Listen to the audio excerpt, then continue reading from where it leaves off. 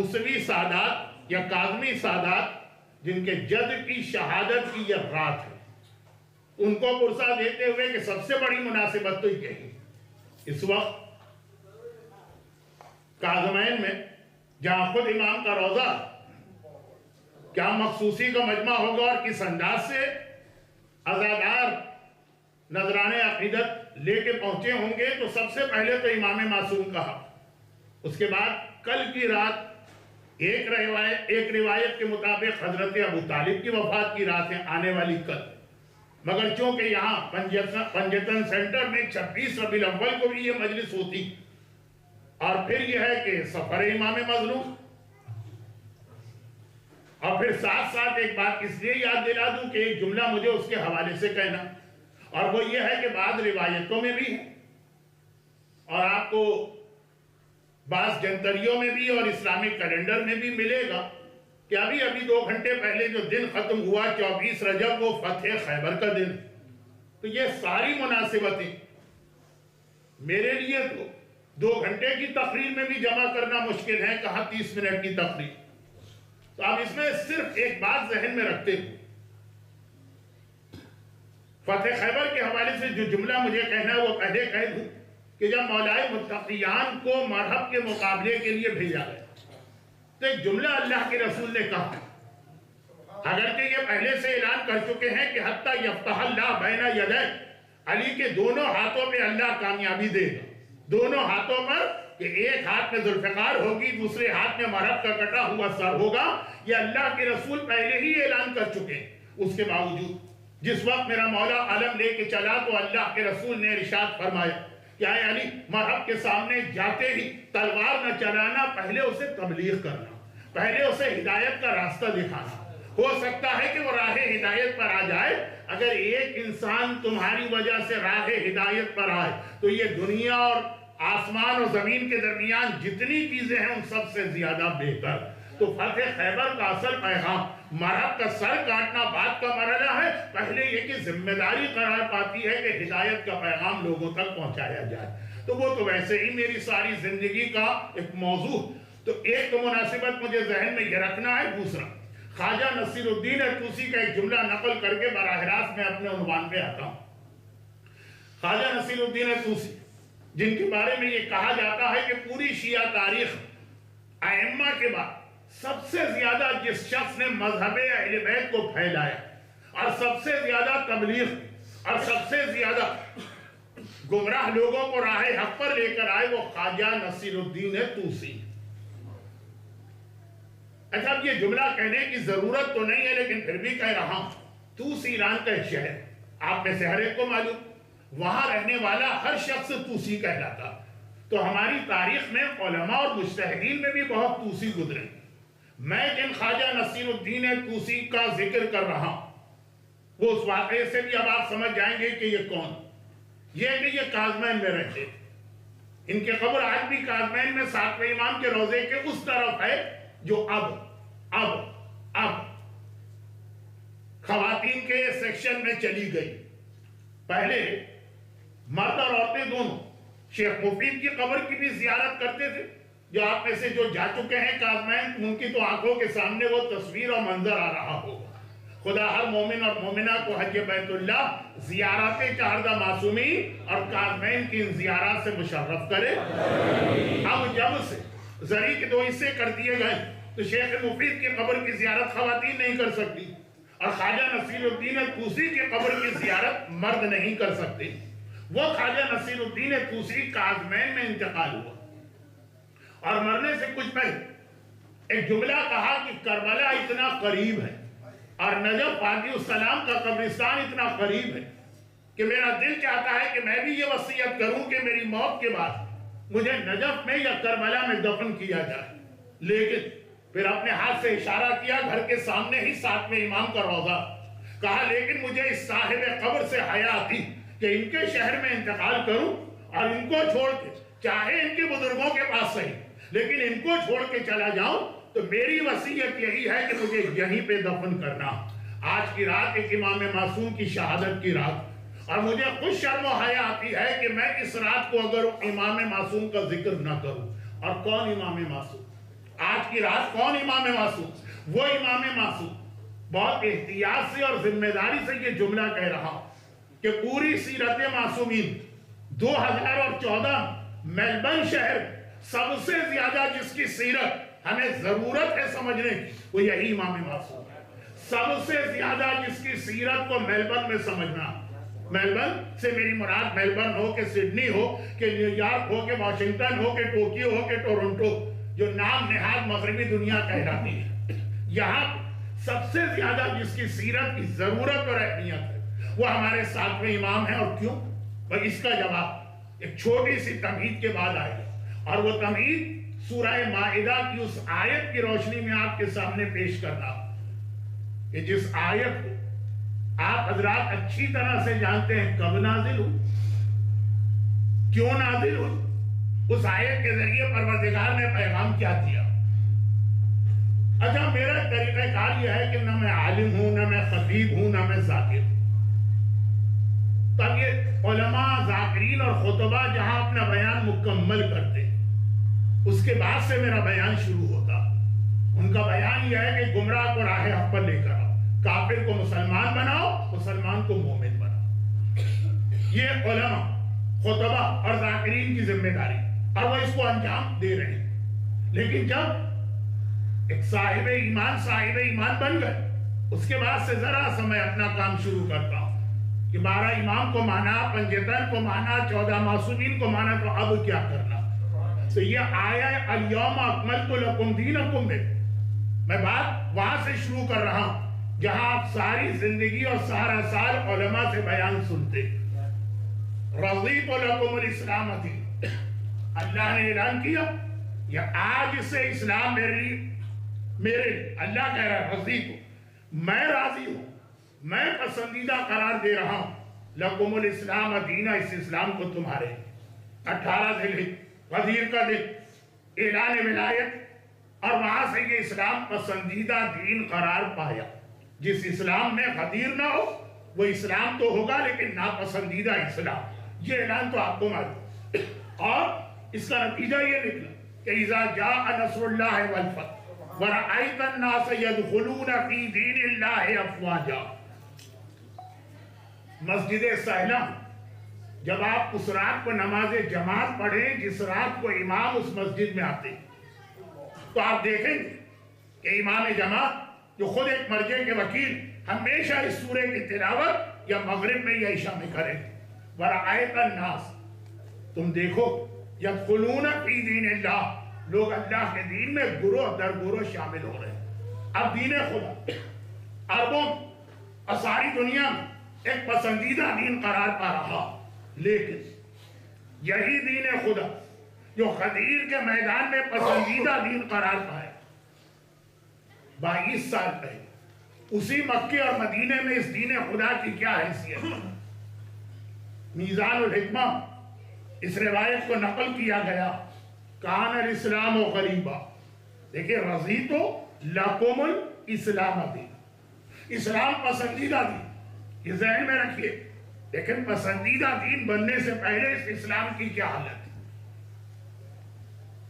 کان الاسلام غریبا، یہ ایک حدیث میں بدأ الاسلام غریبا وسیکون غریبا یا وسیعود غریبا. جب اسلام شروع ہوا، بدأ ابتدا جہاں سے اسلام کا آغاز ہوا، اسلام غریب تھا، اور عنقریب یہ اسلام دوبارہ غریب ہو جائے. اور اس کے بعد ایک تیسرا جملہ حدیث میں جو بہت اہم پیغام، بدأ الاسلام غریبا یا کان الاسلام غریبا، اسلام غریب تھا. یہ اللہ کا رسول کہہ رہا غدیر خم کے اس مجمع کو دیکھ کر، یا مدینہ منورہ میں افواجا جو گروہ در گروہ لوگ اسلام قبول کرنے آ رہے ہیں ان کو دیکھ کر کہ آج اسلام اتنا پسندیدہ ہے. جب آغاز ہوا تو غریب تھا، غریب غریب غریب. غریب کسے کہتے ہیں؟ جس کے پاس دولت نہ ہو، جس کے پاس پیسہ نہ ہو، وہ عربی میں غریب نہیں ہے، وہ مسکین و فقیر ہے. غریب عربی میں کہتے ہیں مسافر. کسی علاقے میں نیا آدمی اجنبی آدمی پہنچ جائے. غریب الغربا اسی کے وارث کا لقب ہے کہ جس کی شہادت آج رات ہے. غریب مسافر، غریب اجنبی، غریب ایک ایسا آدمی جو ایسے علاقے میں گیا جہاں نہ کوئی اس کی زبان سمجھنے والا، نہ کوئی اس کے طور طریقے سمجھنے والا، اس کا لباس ان کے لباس سے مختلف. یہ اسے دیکھ کے حیران ہوگا اور وہ اسے دیکھ کے مذاق اڑائیں. غریب، اس کے کھانے پینے کا طریقہ الگ، وہ ان کے کھانے کو دیکھ کے حیران کہ کیا چوہے اور چھپکلی اور مینڈک بھی کھائی جا سکتی، اور وہ اس کے کھانے کو دیکھ کے حیران ہو رہے ہیں. غریب. آج کل ایک لفظ آ گیا ہے انگریزی میں ایلینز. اگر آ جائے کسی آؤٹر گلیکسی کا کوئی انسان، ہم اسے دیکھ کے حیران ہوں گے. بھئی ہم تو منہ سے کھاتے ہیں، وہ ناک سے کھا رہا. مثلا ہم پیروں سے چلتے ہیں، وہ سر کے بل چل رہا. مثلا تو غریب کہتے ہیں کسی علاقے میں پہنچنے والا ایسا انسان جو نہ وہاں کی زبان سمجھے نہ وہاں کے لوگ اس کی زبان، جو نہ وہاں کے طور طریقے سمجھے نہ وہاں کے لوگ اس کے طور طریقے، اور یہ اکیلا وہ پورا ملک ہے. تو یہ بیچارہ تو خالی انہیں دیکھ کے خاموش ہے، وہ مذاق اڑائے گا، وہ تالیاں پیٹے گا. اسے کہتے ہیں غریب. پیغمبر نے فرمایا جب اسلام آیا تو اسلام کی یہی حالت ہے. ہر حکم اسلامی لوگوں کو عجیب لگ رہا تھا. ہر حکم اسلامی لوگ کہہ رہے تھے کہ ہماری عقل سے باہر. ہر حکم اسلامی لوگوں کو مذاق اڑانے کا موقع دے رہا. کوئی حیرت سے کہتا تھا کیا شراب بھی حرام کی جا سکتی؟ کوئی حیرت کے ساتھ کہتا تھا کہ کیا سور کا گوشت بھی ممنوع ہو سکتا؟ کوئی حیرت کے ساتھ کہتا تھا کہ کیا والدین کا بھی احترام کرنا؟ یہ ہے غریب. اسلام کا ہر حکم لوگوں کو غریب لگ رہا. مگر اللہ کا رسول جو اگلا جملہ کہہ رہا ہے کہ عنقریب یہی اسلام دوبارہ غریب بن جائے گا. اسلام کے واجبات سمجھ میں نہیں آئیں گے، اسلام کے حرام سمجھ میں نہیں آئیں گے. لوگ حیرت کے ساتھ کہیں گے کہ کیا 21 سینچری میں یہ ممکن ہے کہ عورت سے حجاب کروایا جائے؟ کیا آج کی دنیا میں یہ ممکن ہے کہ ہم اپنے بچوں سے کہیں کہ مثلا یہ میوزک اور ڈسکو اور ڈانس یہ غلط ہے؟ کیا آج کے دور میں یہ ممکن ہے کہ یہ اعلان کیا جائے کہ مکس گیدرنگ میں شرکت حرام ہی حرام ہے؟ کیا آج کے دور میں یہ ممکن ہے کہ یہ کہا جائے کہ انٹرنیٹ کی چیٹنگ اور فیس بک کا بغیر کنٹرول کا استعمال گناہ کبیرہ ہے؟ ہر چیز عجیب لگے گی، ہر چیز نہیں لگے گی. وہی حالت ہوگی کہ جیسے آؤٹر گلیکسی کا آدمی اگر ہمارے درمیان آ جائے، نہ ہمیں اس کے طریقے سمجھ میں آئے نہ اسے ہمارے طریقے سمجھ میں آئے، تو اللہ کے رسول نے یہ اعلان کیا کہ آخری زمانے اسلام کی یہی حالت ہوگی. مگر آئیے مولانا ابھی تشریف لائیے، آپ جگہ دیجئے مولانا کو. درود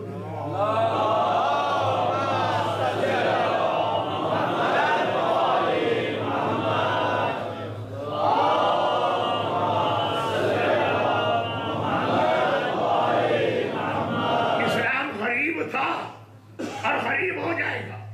پہلے بھی اسلام سمجھ میں نہیں آ رہا تھا، آج بھی اسلام سمجھ میں نہیں آئے گا. لیکن اللہ کے رسول تو اتنا کہہ کے رہ گئے. ایک جملہ ہے اپنی جانب سے حدیث کی تفسیر میں بڑھا، حدیث میں نہیں، حدیث کی تفسیر. وہ فرق یہ ہے کہ پہلے اسلام غریب تھا، حرام سمجھ میں نہیں آ رہے، واجبات سمجھ میں نہیں آ رہے. مگر دیکھیں ایک مثال تو قرآن نے سورہ آراف میں کوٹ کی. قرآن کوئی تاریخ کی کتاب نہیں ہے کہ مثالیں دے، مگر ایک مثال اگر اندازہ کریں کہ کتنا شروع میں اسلام کتنا غریب تھا. کہ عرب کے لوگوں کا ایک طریقہ تھا اور اس طریقے کے پیچھے بہت ساری وجوہات ہیں، لیکن جو کہ یہ میرا بہت ہی اسپیشلائزیشن کا ٹاپک ہے تو میں ادھر جا نہیں رہا ہوں، ورنہ آدھا گھنٹہ تو اس کے بیان میں ہوگا. یعنی حج عرب کے لوگوں کا طریقہ، حج کرتے تھے لباس اتار کر، بغیر لباس کے، برہنہ، نیکڈ، اڑیا، اور اس کے لیے بھی دو بہت اہم وجوہات. نمبر ایک، اللہ کے سامنے اسی حالت میں جانا ہے کہ اس حالت میں اللہ نے اس دنیا میں بھیجا. نمبر دو، کپڑے اگر پہنے ہوئے ہو سکتا ہے اس میں کہیں سے کوئی حرام آ گیا، سب سے بہتر یہ ہے کہ اس چکر جھنجٹ میں پڑو نہیں کہ حرام کیا ہے حلال کیا ہے. بالکل ایسی حالت میں جاؤ کہ جسم پر دور دور تک کوئی نجاست و حرام نہ رہے. ہر گناہ کرنے والا اپنے گناہ کا کوئی نہ کوئی ایکسکیوز بنا ہی لیتا. چنانچہ عرب کے لوگوں کا یہ طریقہ جو ذرا سی غیرت بھی برداشت نہیں کر سکتی ہے دین کو چھوڑ. لیکن اس حالت میں جب یہ بتایا گیا کہ عورت کا ایک بال نظر نہیں آنا چاہیے، سر سے پیر تک مرد اور عورت برہنا جا رہے ہیں، ایک بال نظر، تو یہ عجیب لگا. جیسے آج بھی کتنا عجیب لگتا جب یہ خواتین سے کہا جاتا ہے کہ اگر نماز پڑھتے ہوئے آپ کی کلائی ظاہر ہو گئی تو آپ کی نماز غلط ہو. اللہ قبول کرنے والا ہے، مولوی قبول کرنے والا نہیں ہے، مجتہد قبول کرنے والا نہیں ہے. ہم جانے اللہ جانے آپ کون ہے بیچ میں بولنے والے. دیکھیے اس وقت بھی اسلام غریب، آج بھی غریب. لیکن ایک فرق ہے، اور وہ فرق یہ ہے کہ اس وقت اسلام غریب تھا ابو جہل کے پاس، ابو لہب کے پاس، ولید کے پاس، عتبہ کے پاس، شیبہ کے پاس. آج اسلام غریب ہے غلامان محمد کے پاس، کنیزان زہرا کے پاس، سید اصلی کے پاس، مومن کے پاس. آج اس کو اسلام عجیب لگ رہا ہے. ابو جہل کو اسلام اگر عجیب لگے تو سمجھ میں آتا، ابو لہب کو اسلام عجیب لگے تو سمجھ میں آتا ہے، کنیز سیدہ کو بھی اسلام عجیب لگے، غلام علی کو بھی اسلام عجیب لگے، معصومین کے خدمت گزار کو بھی اسلام عجیب لگے. یہ فرق ہوا. لیکن اللہ کے رسول نے یہاں آخری ایک جملہ کہہ دیا، اور وہ یہ کہ اسلام تو سیعود و غریبہ یا سیکون و غریبہ، دوبارہ غریب بن جائے گا. تو اب اس کا مطلب یہ ہوا کہ آخری زمانے جب اسلام غریب بن گیا تو اسلام پر عمل کرنے والے ان کا بھی مذاق اڑایا جائے گا. جب اسلام کا مذاق اڑایا جا رہا تو اسلام پہ عمل کرنے والوں کا بھی مذاق اڑایا جائے گا. اب اللہ کا رسول کیا کہتا؟ آخری جملہ فَطُوبَى لِلْغُرَبَاء، مجدہ ہو، بشارت ہو، اچھی خبر ہو، جنت ملے گی. خوش قسمت ہے وہ لوگ جو معاشرے میں غریب بنا کے رکھ دیے جائیں، جن کا لوگ مذاق اڑا رہے ہیں صرف اس لیے کہ یہ واجبات پہ عمل کر رہے ہیں، جن کا مذاق اڑایا جا رہا صرف اس لیے کہ یہ حرام سے اپنے آپ کو بچا رہے ہیں. پیغمبر نے انہیں بشارت دی، لفظ توبہ استعمال کیا. ان کے لیے خوشخبری ہے. یہی اللہ کو خوش اور راضی کرنے والے ہیں جو اس ماحول میں دین پہ عمل کر رہے جب اسلام غریب وَطُوبَى لِلْغُرَبَاء. اور یہاں پہ ایک بات، دو واقعات میرے ذہن میں ہیں، ایک تاریخ اسلام کا واقعہ اور ایک ہمارے بہت بڑے عالم کا واقعہ. اب اتنا وقت نہیں ہے کہ میں دونوں واقعات پڑھوں. چلیں یہ عالم کا واقعہ پڑھ دوں، چھوٹا سا ہے، سمجھ میں آ جائے.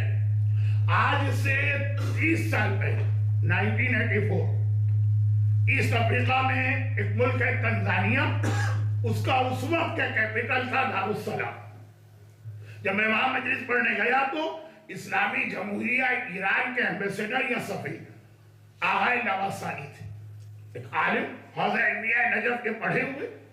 اور یہ لواسانی خاندان ایران اور عراق کا ایک بہت ہی مشہور خاندان تھا اور ہے.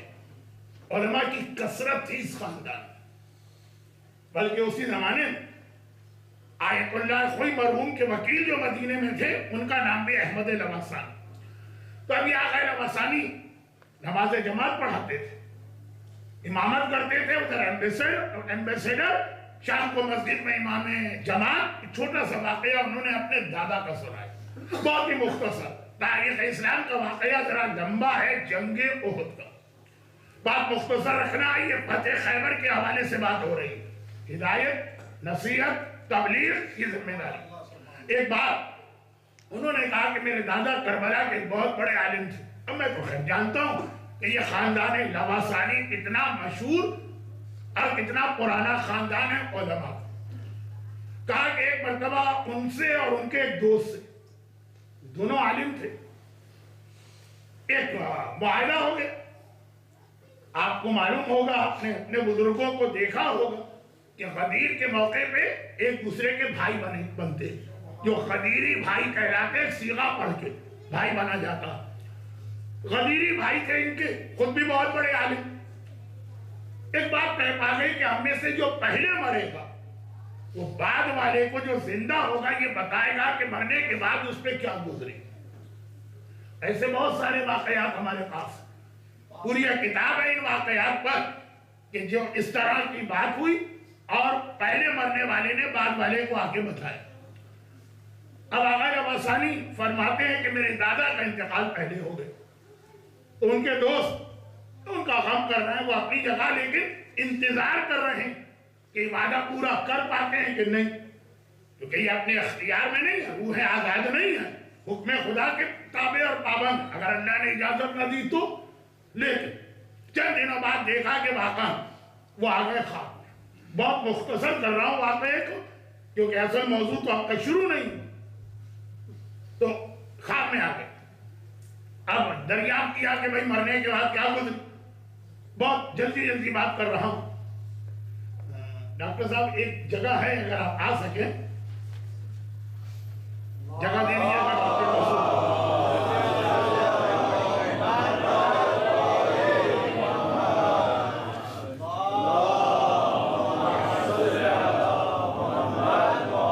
یہ گاڑی کا نمبر ہے YS1538. یہ ون ہے کیا, YSI 538 جن کی یہ گاڑی ہے. گزارش یہ ہے کہ جلدی سے اسے موو کر لیں. تو خلاصہ یہ کہ اب علماء کی بات ہو رہی ہے, سارا زندہ جو تھا وہ سب دریافت کر رہے ہیں, لیکن پہلا سوال انہوں نے یہ کیا کہ مرنے کے بعد اللہ نے آپ کو کیا دیا. اللہ عادل, چنانچہ جس نے پوری زندگی دین کی خدمت کی ہے اسے اجر ملتا ہے بغیر حساب. ہم تو ہر ایک کو گن گن کے دیتے ہیں, اللہ بغیر حساب دیتا. بتایا کہ یہ ملا, یہ ملا, یہ ملا, دنیا کی جنت کی ساری نعمتیں. دریافت کے ایک سوال ایسا کیا جو ہم اپنے مرنے والے سے نہیں پوچھیں گے. بھئی ہمارے لیے تو اتنا ہی کافی ہے کہ اس کو محل مل گیا اور اسے کوثر مل گئی اور اسے جنت مل گئی اور اسے حوریں مل گئی اور اسے یہ مل گیا, اتنا ہی کافی. خواب دیکھنے والا چونکہ خود عالم ہے, کہا یہ بتائیے کہ وہاں جانے کے بعد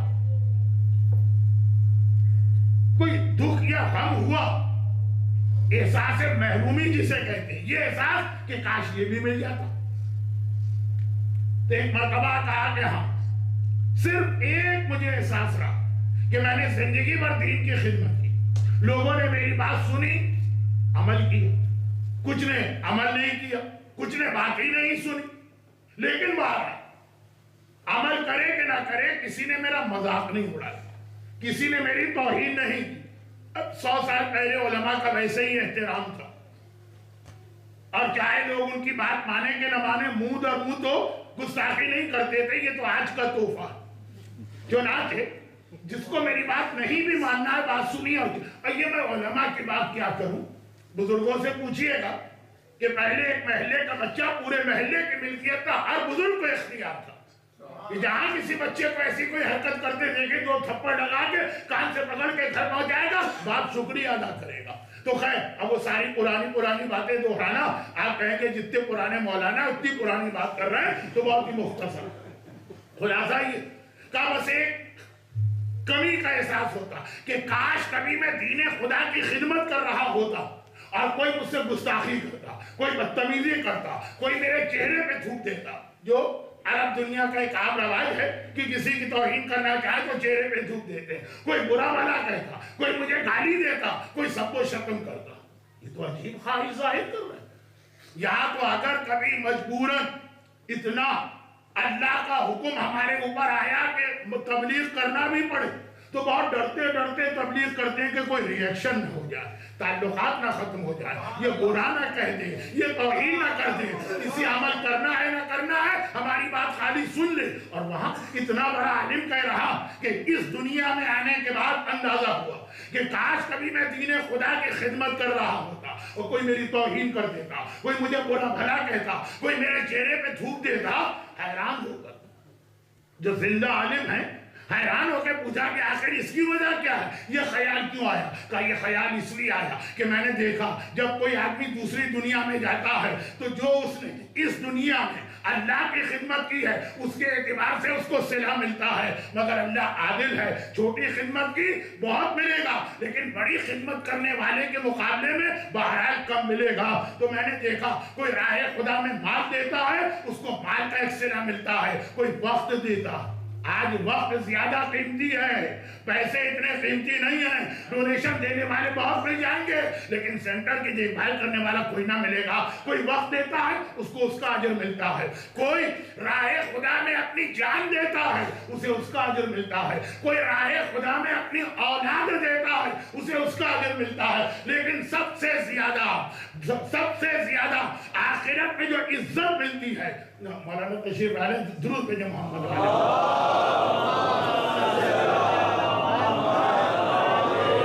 سب سے زیادہ جو اجر ملتا ہے اسے ملتا ہے جس نے راہ خدا میں اپنی عزت قربان کی ہو، جس نے راہ خدا میں اپنا اسٹیٹس قربان کیا ہو، جس نے یہ خیال نہ کیا ہو میری توہین ہو رہی ہے، میری بے عزتی ہو رہی نہیں، مجھے حکم خدا پہنچانا ہے۔ اس کا مطلب یہ نہیں ہے کہ آپ ہے مجھے معاف، یہ مطلب نہیں ہے کہ انداز غلط رکھیں، نہیں، لیکن کتنا ہی اچھا انداز کیوں نہ ہو، اگر راہ خدا میں ہماری عزت ختم ہو رہی، ہمارا اسٹیٹس خطرے میں پڑ رہا، ہمارے تعلقات ٹوٹ رہے، کوئی بات نہیں ہے، سب سے زیادہ اللہ اس بات کا دیتا ہے۔ اور یہ وہ امتحان ہے جو بازار کوفہ و شام میں میرے آقا سجاد نے دیا۔ آقا سجاد نے کربلا میں اپنی جان قربان نہیں کی، آقا سجاد کا ایک بیٹا کربلا میں تھا، اولاد بھی قربان نہیں کی، لیکن کوفہ و شام کا امتحان اتنا بڑا امتحان بنا کہ جب پوچھا گیا مولا سجاد آپ اتنا کیوں روتے ہیں، تو کہا الشام، یہ وہ منزل کہ جس میں مصائب کے علاوہ پیغام میں لیجئے، تو بس اگر اس دنیا میں کوئی آپ کا مذاق اڑاتا، فَطُوبَى لِلْغُرَبَاء، خوش قسمت ہیں وہ لوگ، مبارک ہیں وہ لوگ، جنت ہے ان لوگوں کے لیے جو معاشرے میں غریب بنا کے پھینک دیے گئے ہیں۔ آپ منع کریں، اپنی بہن سے کہہ دیں کہ تمہارے بیٹے کی برتھ ڈے پارٹی میں نہیں آ رہا ہوں تو کہ مکس گیدرنگ ہے، ناراضگی ہوگی کہ نہیں، برا بھلا کہا جائے گا کہ نہیں، خاندان کے سارے لوگ الٹا آپ ہی کو بے وقوف بنائیں گے کہ نہیں، کوئی اسلام کا بھی ساتھ جوڑ دے گا، بھئی صلہ رحمی تو واجب ہے، آپ صلہ رحمی کریں، حتیٰ والدین تک کیوں نہ ہو۔ میں یہ کہہ رہا ہوں کہ آبائے مجھے مار والی کیفیت نہ ہو کہ خود آپ اپنا انداز غلط کریں، لیکن کتنا ہی اچھا انداز رکھیں۔ جب معاشرہ ایسا کہ واجبات کا مذاق اڑانا، جب معاشرہ ایسا ہے کہ نماز اور روزے جیسے اہم واجبات کا مذاق اڑانا، اور حرام، ذرا سا حرام کے خلاف کچھ بولے آپ عمل کرنے جائیں، تو کہا پیغمبر نے کہا گھبراؤ نہیں، تم سب سے خوش قسمت ہو۔ اپنے ذاتی مسئلے کی وجہ سے اگر لوگ تم سے تعلقات توڑ لیں تو پریشان ہونا، اور اگر خدا کی وجہ سے، اگر دین خدا کی وجہ سے، اور یہی وہ عظیم منزل ہے جہاں پہ ہمیں اپنا 7واں امام رسالت میں نظر آ رہا ہے کہ 7ویں امام نے جو 14 سال قید میں گزاری، اور جس انداز سے امام کو قید میں رکھا گیا۔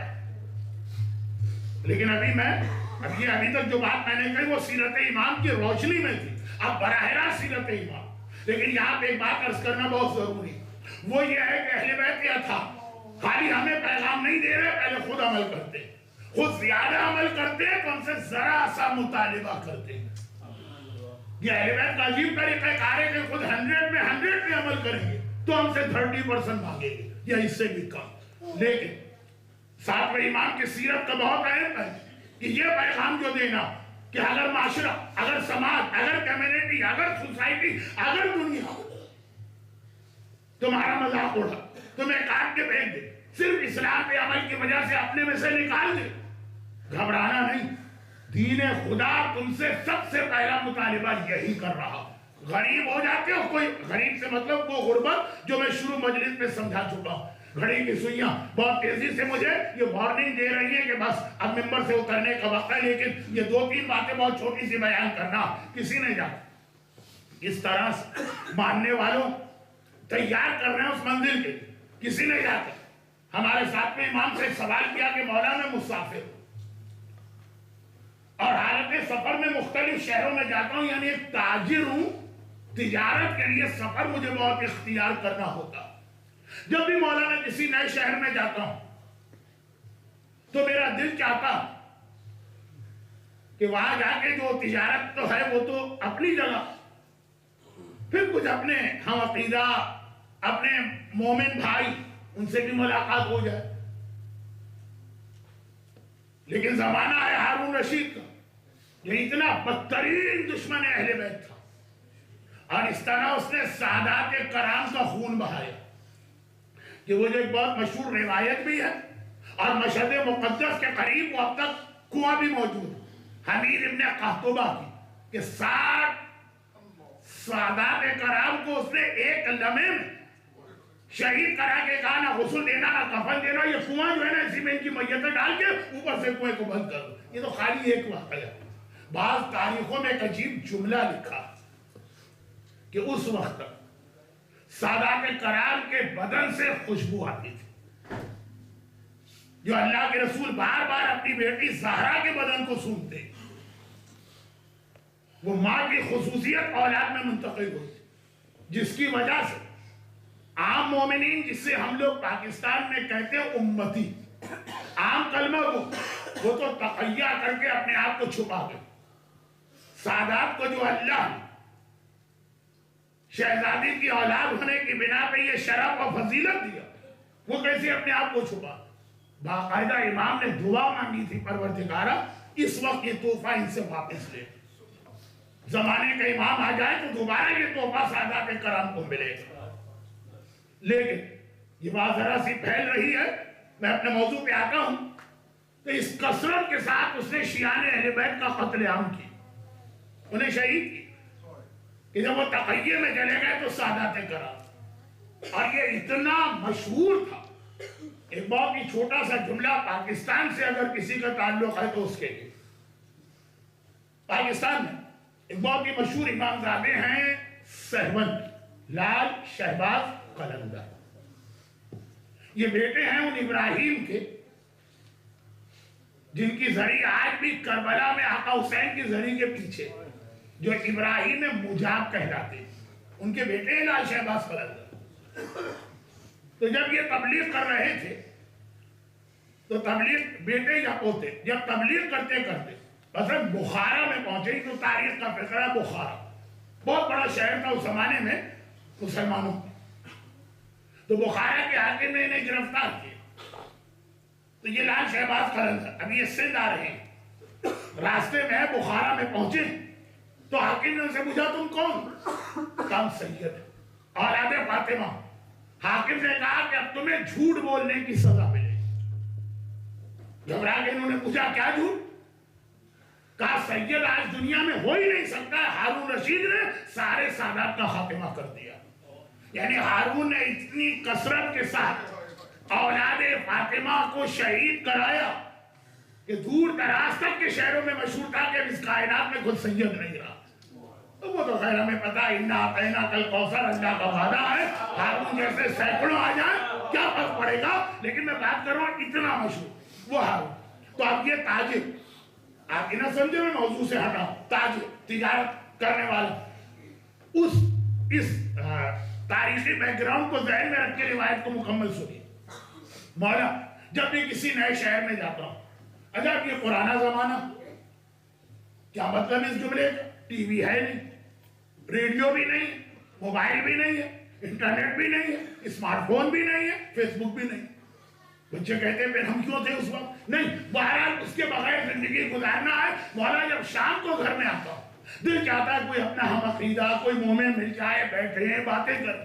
لیکن مسئلہ یہ ہے کہ زمانہ ہارون رشید کا، منہ سے بھاپ نہیں نکال سکتے نئے شہر میں کہ بھائی یہاں کوئی شیعہ ہے کہ نہیں، کوئی محب اہل بیت ہے کہ نہیں، کوئی پنجتنی ہے کہ نہیں، کوئی مولائی ہے کہ نہیں، کوئی غدیری ہے کہ نہیں، پوچھ ہی نہیں سکتے. تقیہ بھی امام نے واجب کر دیا. تو مولا میرے اس مسئلے کا کوئی حل بتا دی. یہ اصول کافی والیوم 2 کی روایت پڑھ رہا ہوں. امام معصوم نے اس کے اتنے بڑے مسئلے، وہ کسی ایک شہر میں نہیں جاتا، شہروں جاتا.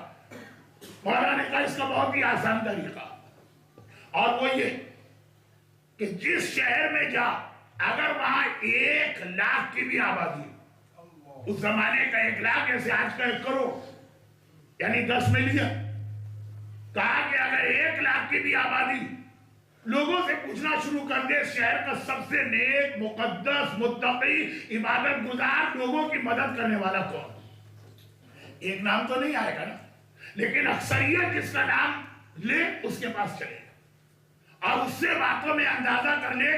دیکھیں ایک آدمی کو چیک کرنا آسان، پورے شہر کو کیسے چیک کرے؟ اس سے باتوں میں اندازہ کر لے کہ وہ ہمارا محب ہے کہ نہیں. اگر وہ ہمارا محب ہے تیرا مسئلہ حل ہو گیا، باقی سارے اسی سے پوچھ لینا. اور اگر دیکھ کہ وہ ہمارا محب نہیں تو یقین کرنا 1,00,000 کی اس آبادی میں ایک بھی ہمارا شیعہ نہیں ہے، کیونکہ ہمارا شیعہ اگر 1,00,000 کے شہر میں بھی بیٹھے گا تو تقوی میں کوئی اس سے آگے نہیں نکل سکتا، تو عبادت میں کوئی اس سے آگے نہیں نکل سکتا، تو لوگوں کی مدد کرنے میں اس سے آگے کوئی نہیں نکل سکتا، تو دینداری میں اس سے آگے کوئی نہیں نکل سکتا. یہ امام معصوم اپنے شیعہ کا کرائٹیریا بتا رہے ہیں کہ اس سے بڑا نمازی وہاں کوئی نہیں ہوگا، اس سے بڑا روزہ رکھنے والا کوئی نہیں ہوگا، اس سے زیادہ اپنے آپ کو حرام سے بچانے والا کوئی نہیں ہوگا. اب یہ امام معصوم، اسلام غریب ہوگا فطوبی للغرباء، اس منزل کی جانب میں آ رہا کہ 1,00,000 کی آبادی میں تقوی اور پرہیزگاری میں ہمارے شیعہ سے آگے کوئی نہیں نکلے گا. اور پھر اس منزل ہمارے پاس ایک عجیب حدیث آتی ہے جس پر علماء میں خاصا ڈسکشن ہو چکا، اب عوام میں اس پر بحث ہوتی. یہ حدیث آپ نے شاید سنی ہو، شاید نہ سنی، لیکن یقین ہے کہ آپ نے سنی ہوگی. بغداد شہر میں رات گزارنے سے منع کیا گیا کہ بغداد اس میں رات نہ گزارنا. بغداد بالکل کارمین سے ملا ہوا علاقہ، خیر میں اس تفصیل میں نہیں جاتا ورنہ بہت زیادہ وقت گزر جائے گا. بغداد، یہ حدیث کس کی؟ یہ حدیث ہمارے 7ویں امام کی ہے کہ بغداد میں رات نہ گزارنا.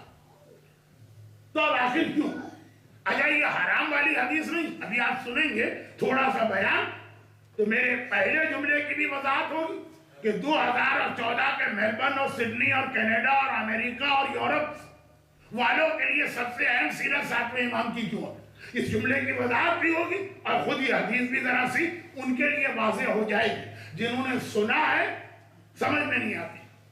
بعض لوگ کہتے ہیں کہ یہ اس لیے امام نے منع کیا کہ بغداد کی تعمیر سادات کرام کے خون سے ہو.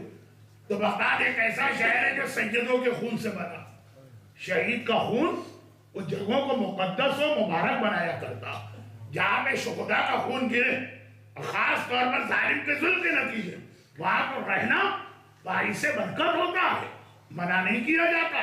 کربلا زمین ہی وہ یہ ہے کہ تابت الارض، زمین پاک ہو جاتی ہے جس کے اندر یہ شہداء دفن ہوئے.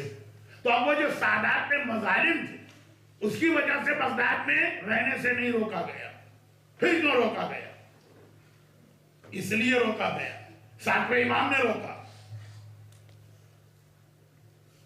اور اس لیے روکا کہ 7ویں امام کے زمانے کا بغداد فحاشی کا مرکز تھا، بے حیائی کا مرکز تھا، گناہوں کا مرکز تھا. ہارون رشید کے زمانے میں الف لیلہ لیکن الف لیلہ وہ کہانیاں بن رہی. بغداد عروس البلاد ہے، دنیا کا سب سے ترقی یافتہ شہر اس زمانے میں بغداد ہے. اور جہاں پہ زیادہ نعمتیں آتی ہے وہیں پہ انسان کے دل میں خدا سے بغاوت پیدا ہوتی ہے، وہیں پہ بے حجابی بڑھتی، وہیں پہ آدمی ترک واجبات کرتا، وہیں پہ مذاق اڑایا جاتا نماز کا، وہیں کے اوپر حرام کام کیے جاتے ہیں.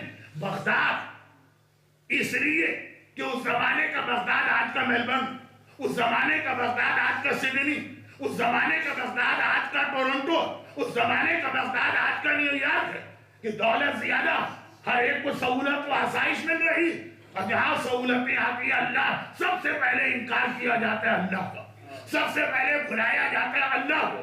بغداد ایک ایسا شہر، کیونکہ اس کے اوپر میں نے بڑی ریسرچ کی اور بہت ساری حدیثیں میرے پاس آئیں کہ امام بغداد کے ماحول سے صاحب ایمان اور اس کی اولاد کو بچانا چاہتے ہیں. دیکھیں ہارون رشید عباسی بغداد میں رہنے کا قانون بنا دیا. بغداد میں اس کو رہنا ہے جس کے گھر میں گانے والے کچھ غلام اور کنیزیں ہر وقت. اگر کسی کے گھر میں غلام کنیزیں نہیں ہیں جو گانا گا سکتے ہیں اسے بغداد میں رہنے کی اجازت نہیں. جوا ہر گھر کے اندر شام کو جوا ہوتا تھا, اسی میں رات گزاری جاتی ہے. بغداد میں پانی کم ہوتا تھا, شراب زیادہ ہوتی تھی. یہ پوری بغداد کی تفصیل میں بتا نہیں پا رہا ہوں کیونکہ وقت کم ہے, لیکن یہ ساتویں امام کی سیرت. اور وہ جو ایک قرآن کی آیت بھی ہے اور انگریزی کا ایک محاورہ بھی, وَمَكَرُ اللَّهُ وَاللَّهُ خَيْرُ الْمَاكِرِينَ. دشمن اپنی پلاننگ کرتا ہے, اللہ اپنی پلاننگ کرتا ہے, اور اللہ از دا بیسٹ پلانر. اور انگریزی کا محاورہ God plays in mysterious ways. یہ بغداد کی تاریخ بتا رہا ہوں. یہ جملہ بھی آپ کی سمجھ میں نہیں آیا ہو, بہت جلدی ہے جملہ کہ اہل بیت کے اطہار پہ جو مظالم ہوتے ہیں, وہ مظالم ظلم کرنے والا تو اپنے لیے جہنم مول لے رہا, لیکن اس کے ذریعے اسلام کو کوئی نہ کوئی فائدہ پہنچتا.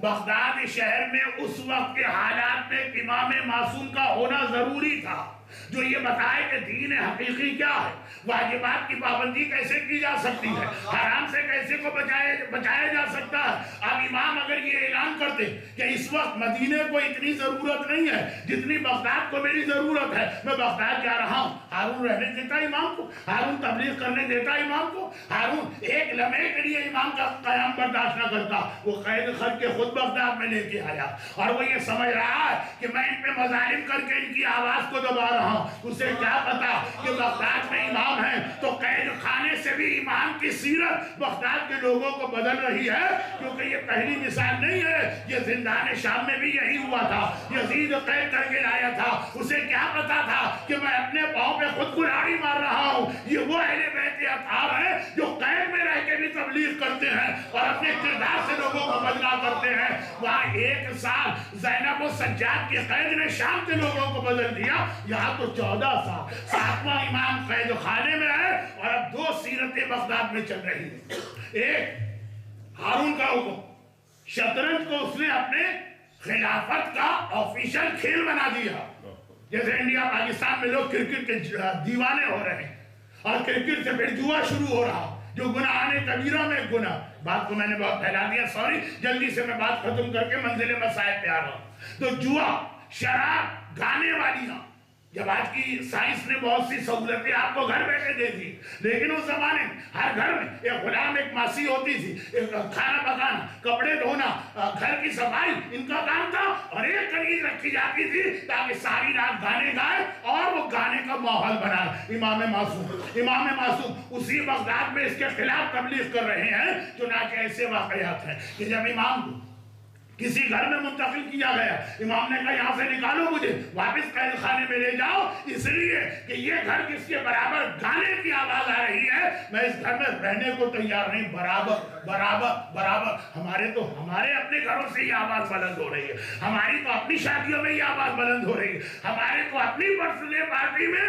ڈانس ہو رہا ہے. اسی میلبرن کی بات کر رہا ہوں, صاحبان ایمان کی بات کر رہا ہوں, سب کی بات نہیں کر رہا, ایک بھی ہو تب بھی. بہرحال پیغام تو پیغام ہے, اور وہاں امام اس گھر کے پڑوس میں رہنے کو تیار نہیں ہے. بشور آپی یا بشر آپی, اس کے گھر سے شام کے وقت شرابیوں کے قہقہے کی آواز آ رہی ہے. امام خاص جا کے اس کا گھر کا دروازہ نوک کرتے ہیں اور پیغام دیتے ہیں کہ یہ حرام اور گناہ ہو رہا ہے. اب امام اسی قید کے عالم میں, اسی بغداد کے اندر وہ پیغام دے رہے جس کا اختتام یہ ہے. وقت بہت گزر گیا, میں بہت جلدی سے بات ختم کر رہا ہوں. جس کا اختتام یہ ہے, پیغام کا اختتام, کہ اگر اس بغداد میں رہ کر اپنا دین بچا سکتے ہو. اب قید خانے میں کوئی بھی جا کے امام کی اگر زیارت کرے, آسان نہیں, لیکن صاحب ایمان پہنچ جاتے ہیں. صاحب ایمان محب اہل بیت قید خانے پہنچ جاتے ہیں, امام کی قید کو دیکھ کے آنسو بہاتے ہیں. چھت اتنی نیچی کہ آدمی کھڑا نہیں ہو سکتا, کمرہ اتنا چھوٹا کہ آدمی پیر نہیں پھیلا سکتا. 10 منٹ بھی آپ اس حالت میں رہیے تو اندازہ ہوگا کوڑوں سے بڑی تکلیف ہوتی ہے. 14 سال یہاں پہ گزارے. غذا اتنی معمولی کہ سارا دن کھولتا ہوا پانی اور جو کی 2 ایسی روٹیاں جس میں جو کم ہے, کنکر زیادہ. لیکن اب جب یہ مومن امام کی زیارت کرتا تو سمجھتا ہے کہ شاید امام وہ جملہ کہہ رہے ہوں گے جو ابھی پچھلی جمعرات کو مولانا محترم نے کہا کہ میں صبر کر رہا ہوں. نہیں کہا, اے خدا ساری تعریفیں تیرے لیے, کہ تو نے اپنی عبادت کے لیے مجھے ایک ایسی جگہ عطا کی ہے جہاں کوئی رکاوٹ ڈالنے والا نہیں۔ امام خالی اپنے لیے پیغام نہیں دے رہے، سنا رہے کہ ایسی جگہ جہاں دین خدا پہ عمل کر سکو، وہ قید خانہ ہو، وہ بہتر ہے میلبرن سے، وہ بہتر ہے سڈنی سے، وہ بہتر ہے ٹورنٹو سے، اگر وہاں دین خدا پہ عمل کرنا مشکل ہو رہا۔ یہ قرآن کی آیت یہ سجن احب الی مما یدعوننی الیہ، بہت تیزی سے مجھے بات اختتام کو لانا پڑ رہی۔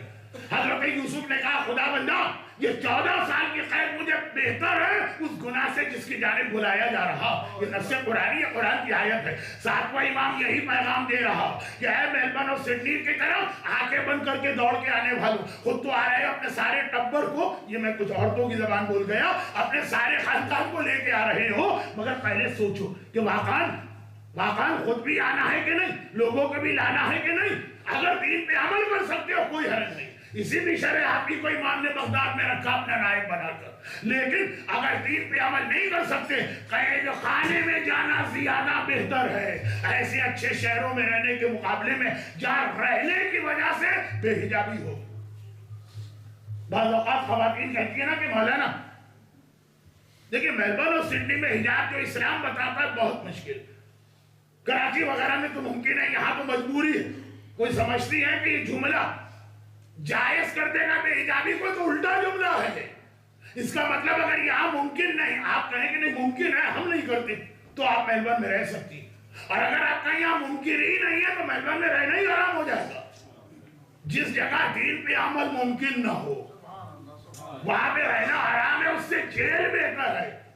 ہمارا آپ کا ملک جیل تو نہیں ہے، قید خانہ تو نہیں ہے، ادبی زبان میں قید خانہ ہوگا، مگر اتنا ایسا قید خانہ تو نہیں ہے نا کہ چھت آپ کے سر سے ٹکرائے اور دیواریں آپ کے پیر سے ٹکرائے اور 24 گھنٹے میں آپ کو کھولتا ہوا پانی نہیں۔ امام فرما رہے دو یہ سیرت، آج 2014 میں ہمارا سب سے بڑا مسئلہ یہ کہ میلبرن اور سڈنی اور ٹورنٹو، نیو یارک اور واشنگٹن اور لاس اینجلس کی سہولتیں دیکھ کے لوگ دوڑے دوڑے چلے آ رہے ہیں۔ جائیے اگر دین کو بچا سکتے ہیں، اگر اپنی اولاد کو دین پہ عمل کروا سکتے ہیں، ورنہ ساتویں امام کی سیرت جیل جانا بہتر ہے ایسی جگہ رہنے۔ اسی لیے میں نے کہا اب میں نے بہت مختصر بات مکمل کی، میں بھی مطمئن نہیں ہوں اسلام مکمل بیان سے، لیکن جیسا کہ میں نے شروع میں کہا کہ مجھے معلوم ہے کہ آپ مجھے سننے نہیں آئے۔ آپ برادر محترم نذیر سرور بہت چھوٹے تھے جب سے انہوں نے نواخوانی شروع کی، میرے سامنے ان کی ساری زندگی گزری، مجھے معلوم ہے کہ آپ ان کو سننے آئے، اس لیے میں زیادہ حائل نہیں ہونا چاہتا آپ کے اور ان کے درمیان۔ مگر ساتویں امام کی 14 سال کی قید ہارون کے لیے ہمیشہ ہمیشہ کی جہنم مل گئی، مگر عالم اسلام کے سامنے ایک اتنی بہترین اس کی مثال ہے کہ آخری زمانے 2014 میں جب اسلام قریب ہو جائے،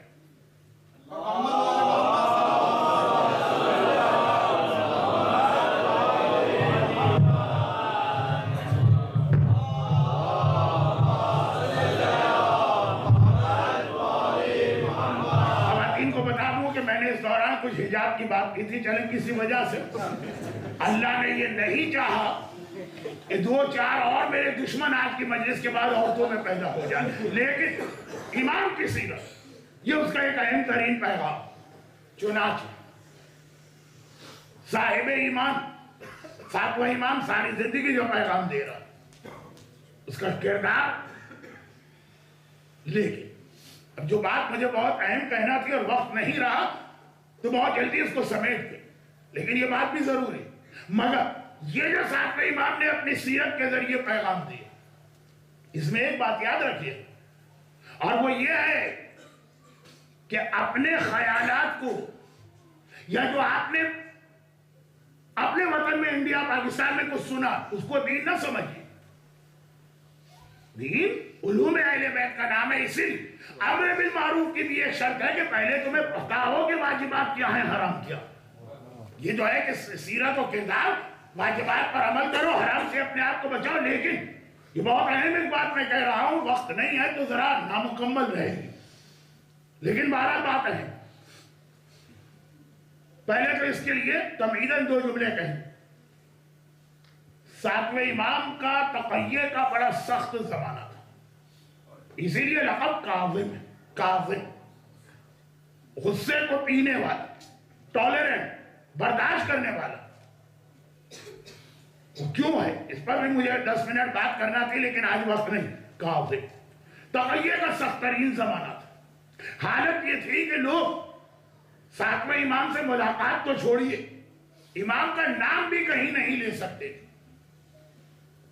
ایسا بھی کوئی لفظ استعمال نہیں کر سکتے تھے جس سے اندازہ ہو جائے کہ یہ امام کے بارے میں کہہ رہے ہیں، کہ مثلا کہیں کہ میں نے معصوم سے یہ سنا، ایسا بھی لفظ نہیں۔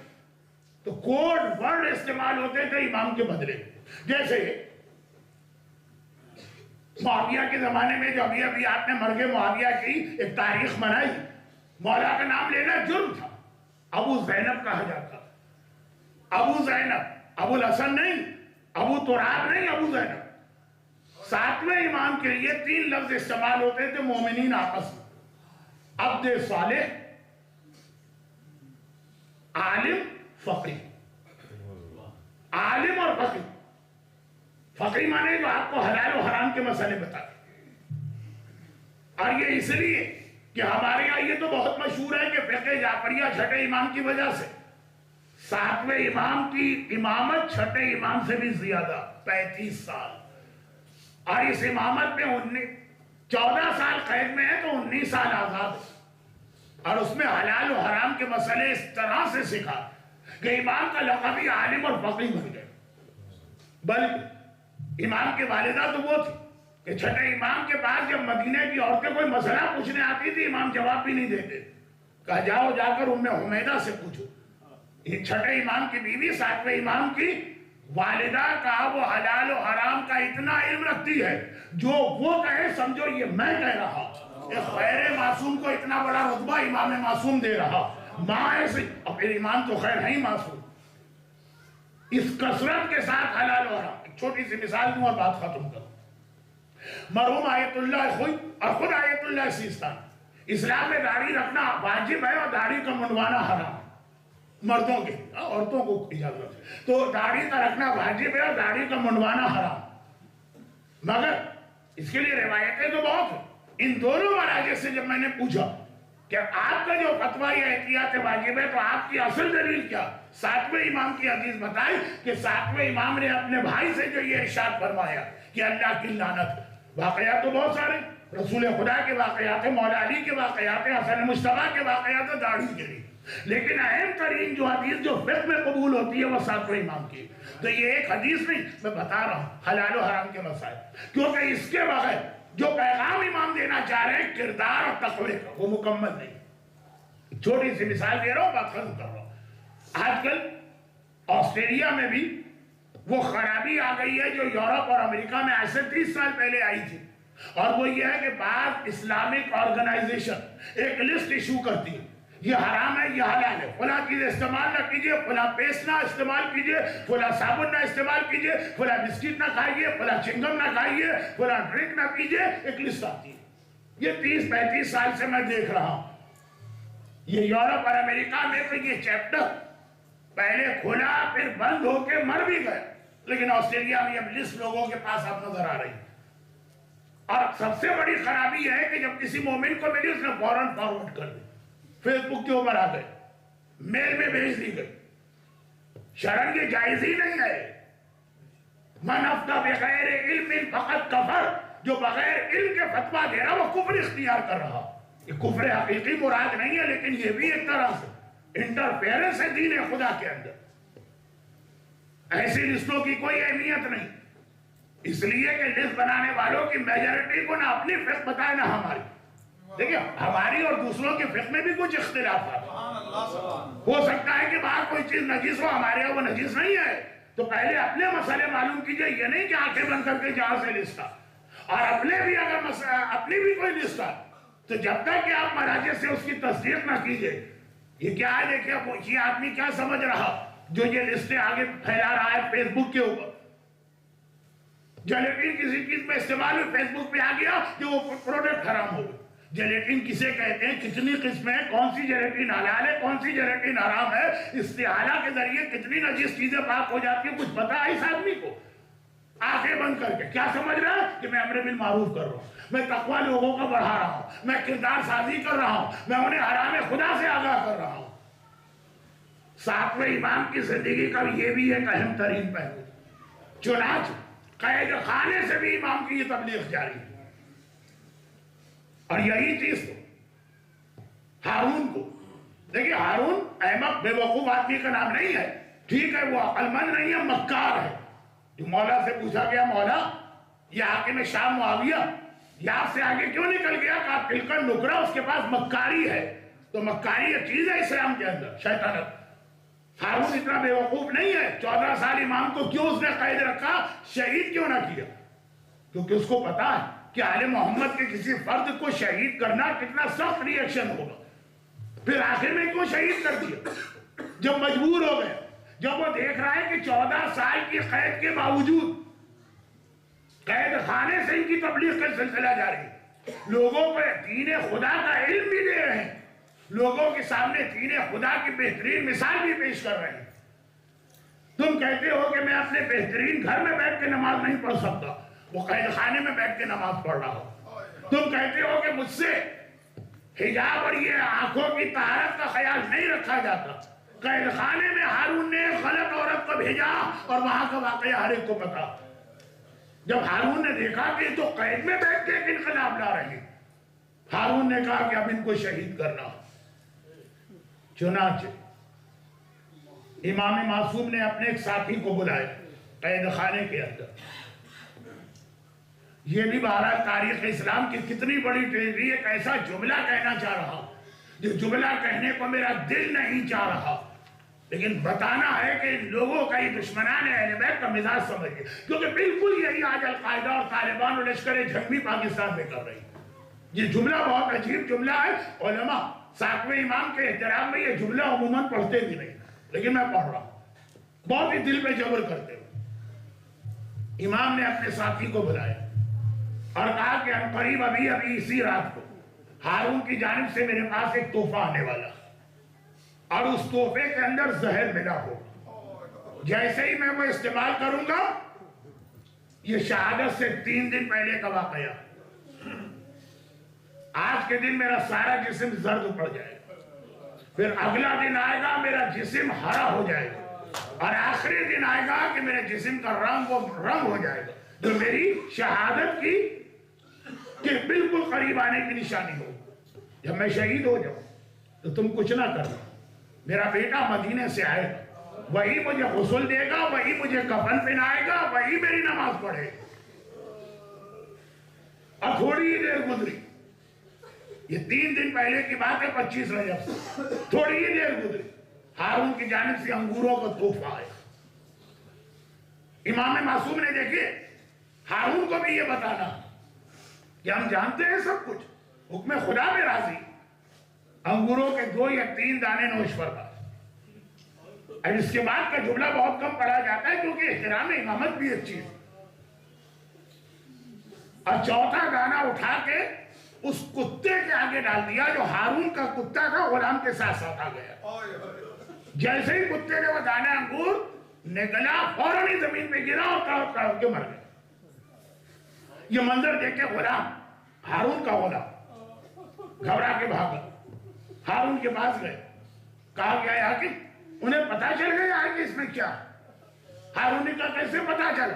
واقعہ سنا ہے۔ لیکن یہ ہے وہی، آج ایسے کتنے واقعات کراچی اور پاکستان میں پیش آئے۔ ہارون آپ بگولا ہو گیا، غصے میں آ گیا، غلام کو انتہائی سخت سزا دی، کہا میرا اتنا قیمتی کتا تو نے ضائع کر دیا۔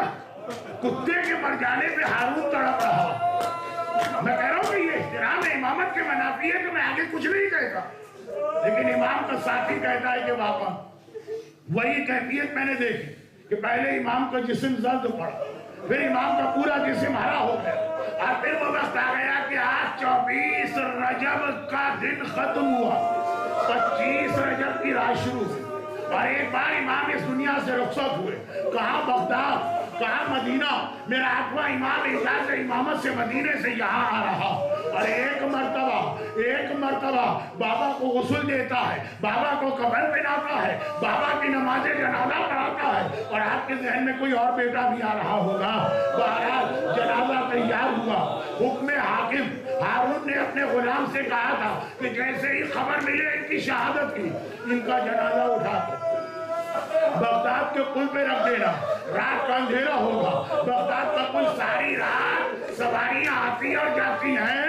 जब बगदाद से बाहर घोड़े जाएंगे वो भी इस लाशे पर से गुजरेंगे, जो बाहर से बगदाद आ रहे हैं वो भी इस लाशे पर से गुजरेंगे। सुबह के वक्त ये लाशा पहचानने के काबिल न रहे।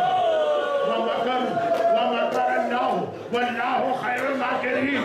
हारून तो ये इरादा कर रहा है, मगर उधर हुआ क्या, रात का अंधेरा है, हाथ को हाथ सुझाई नहीं दे रहा। लेकिन जो बाहर से सवारियां आ रही हैं बगदाद के पुल के दरमियान पहुंच के रुक गई। जो बगदाद से बाहर जा रही है सवारियां वो भी दरमियान में पहुंच के रुक गई।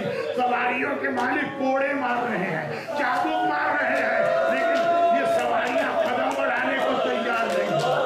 अब सवार उतरे, एक मरतबा आगे बढ़े कि आखिर माजरा क्या देखा, दोनों तरफ की सवारियों के दरमियान एक सैयदे मासूम का लाशा पड़ा है। उसके एहतराम में ये सवारी आगे नहीं बढ़ रही है। बस ये जो लोगों ने मंजर देखा, अब जो बड़ी शान से इमाम का जनाजा उठा, यहाँ पर अभी मंजिले मसाइब इख्तिताम को नहीं पहुंची। सिर्फ ये जुमला अर्ज करना है कि यहाँ पर एक जुमला और कह दूं, ये 7वें इमाम का इम्तिहान था कि शहादत तक मसाइब हुए, शहादत के बाद लाशा महफूज रहा, और करबला का मेरा आका हुसैन, एक बार घोड़े तैयार किए गए, घोड़े दौड़ाए जा रहे हैं। मगर एक जुमला और सुन लीजिए, और फिर एक आखिरी जुमला चौथे इमाम के हवाले। एक जुमला, मौला 7वें इमाम, मैं आपके मसाइब कम नहीं करना चाहता, ये आपके अज़ादार पुरसा देने के लिए यहाँ पे आए हैं, लेकिन मौला मैं इतना कहना है, सारे मसाइब आपने अपनी जात पे बर्दाश्त कर लिए, मगर एक इत्मीनान था, मेरी बहनें घर में के साथ रहती है, मेरी बेटियाँ घर के अंदर हिजाब के साथ है। आज वो करबला का वक्त शहादत की ये पता है, ये मालूम है, मेरे पास ज़ैनब की चादर छिलेगी, मेरे पास सकीना की चादर छिलेगी। नहीं अज़ादार, थोड़ा सा मेरे आखिरी 2 जुमलों को सुनो। हुसैन इस इम्तिहान के लिए भी तैयार है, मगर एक इम्तिहान ऐसा है जो हुसैन भी नहीं दे रहे, अल्लाह ने दिया भी नहीं। और वो कौन सा इम्तिहान, फिर एक जुमला और अर्ज करूंगा तब जाके मजलिस खत्म होगी। आखिरी 2 जुमले, एक इम्तिहान ऐसा है, अल्लाह ने हुसैन से वो इम्तिहान दिया भी नहीं। हुसैन बहनों की चादर छिलेगी तैयार, बेटियों की चादर छिलेगी तैयार, मगर फातिमा सुगरा की चादर छिले। हुसैन की 28 रजब हुसैन का काफिला चलने वाला है। एक बार